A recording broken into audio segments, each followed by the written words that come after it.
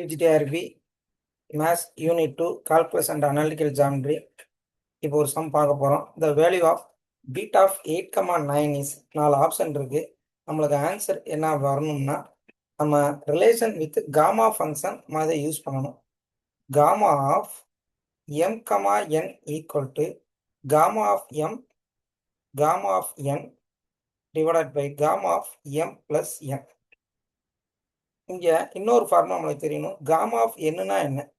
n minus 1 factorial. Here m equal to 8, n equal to 9. Substitute பண்ணுங்க. Beta of 8, 9. So gamma of 8, gamma of 9, gamma of 8 plus 9. So gamma 8, gamma 9, gamma of 17.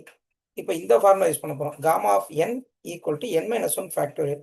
இப்போ gamma of 8 8 minus 1 factorial, 7 factorial, 9 minus 1 factorial, so 8 factorial divided by 17 minus 1 factorial, 16 factorial. We get answer option B.